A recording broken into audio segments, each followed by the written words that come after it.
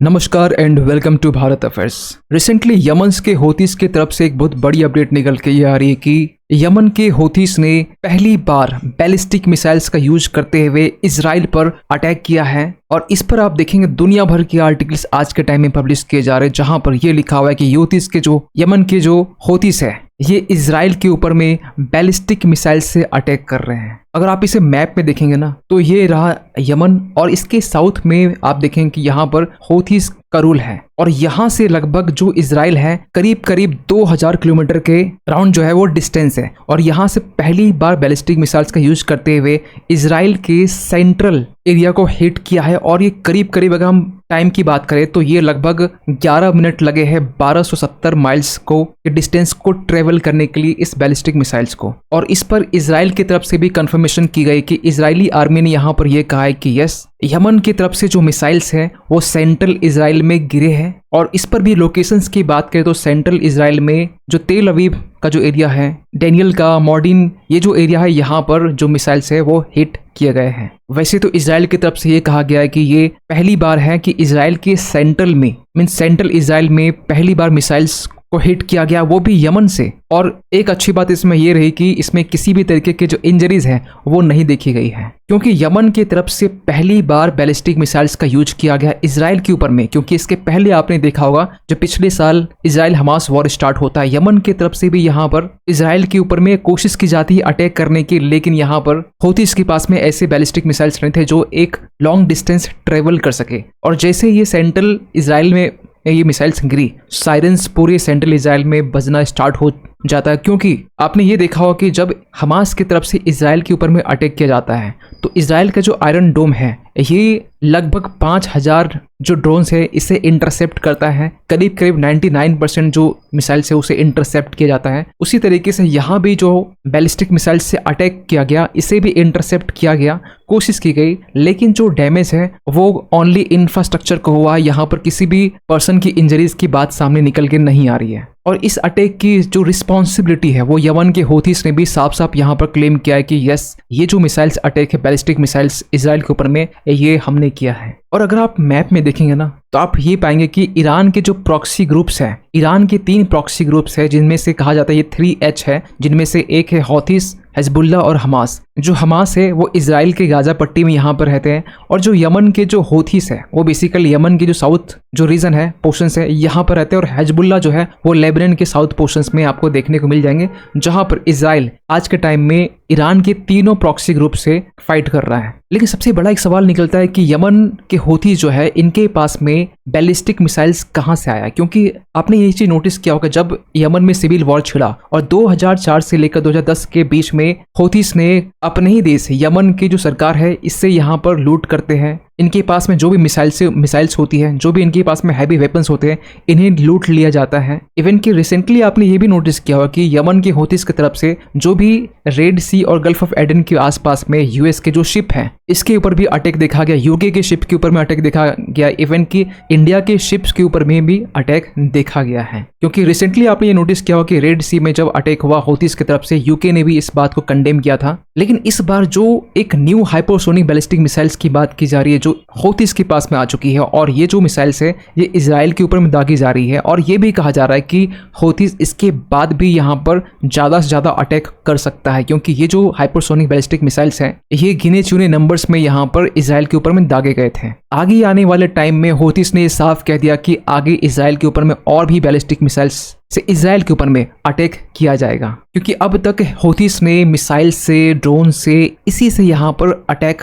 करते आए, चाहे वो इजराइल के ऊपर में अटैक हो, चाहे यूएस और यूके के शिप के ऊपर में अटैक हो। लेकिन अब ये अपग्रेड कर चुके हैं अपने वेपन्स, अपने मिसाइल्स को। लेकिन एक सबसे बड़ा सवाल फिर से निकल के आता है कि कैसे यमन के हौथीस के पास में बैलिस्टिक मिसाइल्स आया है। इसको लेकर आज से कुछ मंथ पहले की हम बात कर रहे हैं इसी साल के मार्च 15 की, जब ये रिपोर्ट सामने आती है कि यमन के जो हौथीस है इनके पास में हाइपरसोनिक मिसाइल्स जो है वो आ चुके हैं। और ये जो रिपोर्ट है बेसिकली ये सामने निकल के आता है, एक रसिया का एक न्यू एजेंसी है RIA नोवोस्ती, इन्होंने यहाँ पर यह दावा किया कि यमन के जो हौथीस है इनके पास में हाइपरसोनिक मिसाइल्स आ चुके हैं, इनके जो वेपन्स आर्सेनल है ये अपग्रेड हो चुके हैं। और इसके बाद में इजराइल की तरफ से, इजराइल का जो टाइम्स ऑफ इजराइल है ये 20 जुलाई 2024 के दिन में एक आर्टिकल पब्लिश करता है इसी रिपोर्ट के बेसिस पर। और कहा यह जाता है कि जिस तरीके से यूएस ने यूक्रेन को सपोर्ट किया हुआ है, इवन की चाहे मिसाइल्स अपग्रेड की बात करें या फिर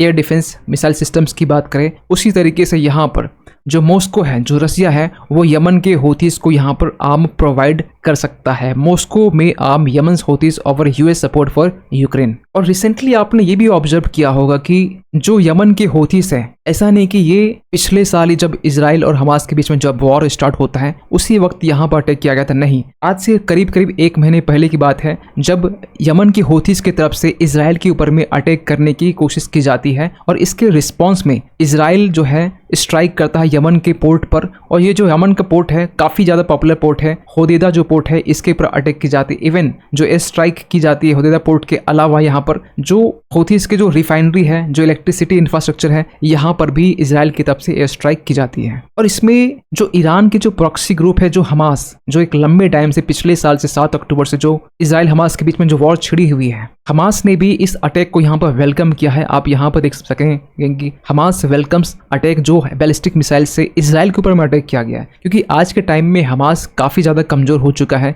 इनके पास में प्रॉपर जो वेपन्स है, जो मिसाइल्स है, जो एडवांस इक्विपमेंट है, इनके पास में काफ़ी ज़्यादा शॉर्टेज है। लेकिन हौथीस, जो यमन के हौथीस है, जो बेसिकली गल्फ ऑफ एडन में आपको देखने को मिल जाएंगे, यहाँ पर इन्हें काफ़ी ज़्यादा ड्रोन्स, मिसाइल्स, इवन की बैलिस्टिक मिसाइल्स प्रोवाइड किए जा रहे हैं। और कौन कर रहा है इसके पीछे?